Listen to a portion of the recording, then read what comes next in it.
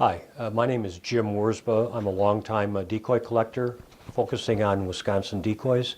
And today I'd like to talk to you a little bit about their heritage and what makes them interesting to me and to many others. Thanks, Jim. Can you give us a little background on Wisconsin decoys? Most definitely. I think it's impossible to separate the Wisconsin decoy heritage from what really drove it originally, which was duck hunting. Wisconsin sits right smack dab in one of the biggest flyways in the country, and in particular was home to massive flocks of canvasback ducks, which was considered the most desirable and tastiest eating duck. So these decoys are often made just as utilitarian tools to harvest that group of ducks as they came through the area. So are there distinguishing features of a Wisconsin decoy? I think there are, but they can even vary by region of the state. The most prevalent area is what's called the Winnebago Lakes area, which really descends from Green Bay, Wisconsin, at the tip of the bay, down through Oshkosh, some very large and very popular lakes, such as Lake Poygan, Lake Winnebago, and others, where these canvasback ducks, bluebills, and other divers like redheads congregated. Those decoys tend to be oversized in general because that water was very shallow and it created a chop in the water, which meant that these decoys had to be bigger to ride the waves and to be able to be seen by the ducks that were being hunted. They also have a tendency to be very folky with rather exaggerated lines, a lot of strange head postures. Sometimes the eyes are set high in the body, but they generally speak folky, which is a characteristic. For example, this is one of the Winnebago Lake carvers by the name is Frank Resop. You can see these eyes are up high on the head, certainly not where natural eyes would be on a decoy.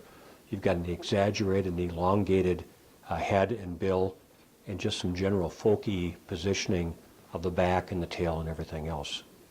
That's probably the primary collecting area and where the biggest number of carvers, and in fact there have been a number of books written on that particular area, including what was the early Bible by Ron Cook, which was Decoys of the Winnebago Lakes.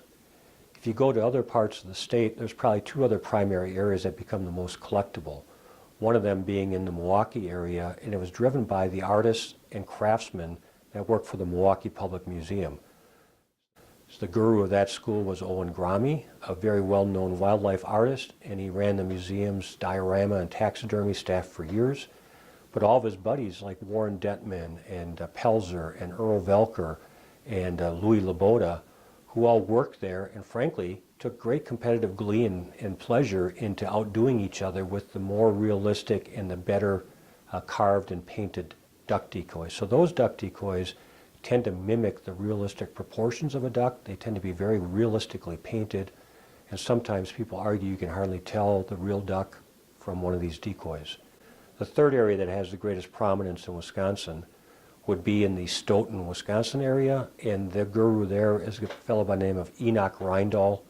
And if anything, his decoys are even more realistically painted than the Milwaukee Museum decoys and clearly mimic the live bird. He had a number of hunting companions who became carvers, furred hommy, mant hommy, and a whole set of sub-carvers beneath there. And again, those decoys are very desirable. There's certainly plenty of other areas in the state that have decoys, a lot along the Mississippi River, really extending from Prairie du Chien through the La Crosse area in particular. And again, when you get to Green Bay with the waterfowling heritage, a lot of carvers up there. Distinguishing characteristic about the Green Bay area is that they tended to be unusual species that you don't see elsewhere in the state. So you see bufflehead decoys and goldeneye decoys that you would not typically see either in the Winnebago Lakes or in the Milwaukee or the Stoughton schools. Out the west, along the river, it was almost exclusively puddle ducks. So there I'm talking about mallards, black ducks, widgeon, and things like that. So if someone wanted to do some research and learn more about Wisconsin, the Wisconsin decoys you've been sharing with us, are there resources that they could turn to online or collections or museums where they might go see examples in person? Yes, there are, especially if Milwaukee is within striking distance. Some of the earliest collectors in Wisconsin were from the Milwaukee area, and they met some of the earliest major named collectors from out east, and they brokered the movement of beautiful decoys from out east and elsewhere to the Milwaukee area. In particular, the Milwaukee Public Museum has on display a number of decoys both from Wisconsin and elsewhere. It's a great museum to see regardless. Plus you'd pick up on some of the particular history of the Grommy and Detman and Pelzer and others. The Milwaukee Art Museum, not to be outdone, has their own collection of decoys that was driven by a very famous collection of folk art and decoys of Michael and Julie Hall. And there are probably 30 to 40 examples of decoys, not all of which are from Wisconsin. In fact, many of them are not from Wisconsin. But in terms of being able to look and feel and see something about decoys, that would be another example of where you might go. A number of regional museums also exist. There's a museum up in Green Bay, near Bay Beach, that has a decoy exhibit that one could find. And there are some online and written materials that you could also take advantage of. My favorite book right now would be a book written by Donna Tonelli, and it's titled Fish and Fowl Decoys of the Great Lakes. And she provides some very good, clear color photography of decoys from each of the Great Lakes states. There's a big section on Wisconsin, Illinois, Michigan, and Minnesota, and others. So a great reference, and with that does have some estimated values that one could use as a guide. The other book that I would recommend is The Decoys of the Winnebago Lakes, originally authored by Ron Cook. It now has been reissued in a new edition, and the photography, which was originally black and white, has now been upgraded to the original color photographs that at the time was a little bit prohibitively too expensive to publish in that format. And last but not least, a very good friend of mine, Gene Davis, has been sponsoring a free website focused on the ability to identify and to share information about not only Wisconsin duck decoys, but also Wisconsin-made fishing lures and other items.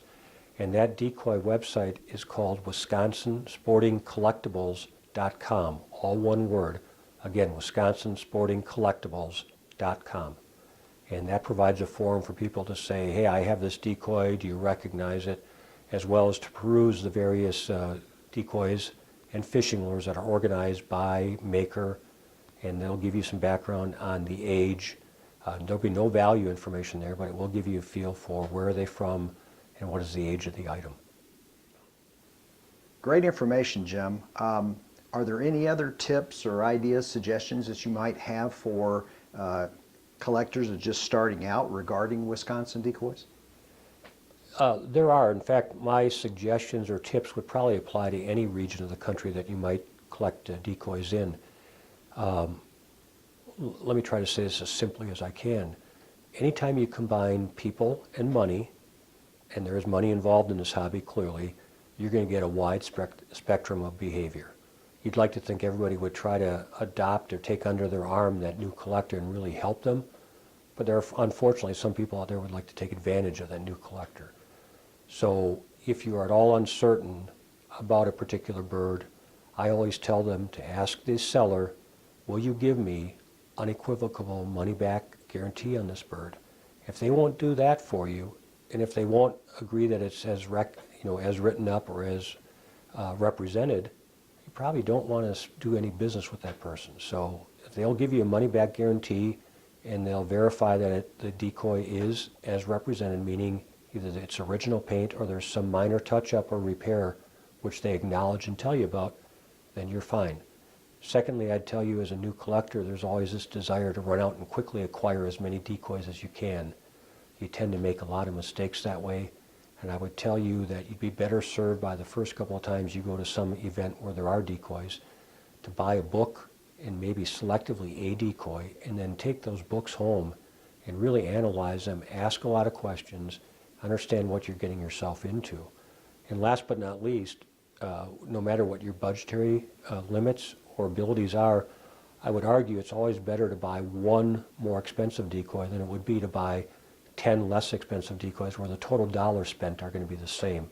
Because unfortunately, those lesser priced decoys will remain so. And if you decide you don't like the hobby or you need to get your money back out, you're going to be much more challenged to do that Whereas if you have one good decoy in lieu of the 10 lesser priced ones, you normally can find a buyer for that pretty quickly and feel good about what you did. Terrific. Great advice. Thanks for taking the time. I'm sure the audience is really going to enjoy all your comments. Thank you, and happy hunting. And please, the one resource I didn't mention about is the one I should have, which is the Midwest Decoy Collectors Organization, which really is the National Decoy Collectors Organization. The membership is a mere $25 a year. It gives you access to shows and information, to a website, and probably some of the best $25 you would spend. And it opens up a whole universe of opportunities in terms of finding out where decoy shows are and connecting with other collectors like myself and being able to ask them questions and get to know each other. So good luck and thank you.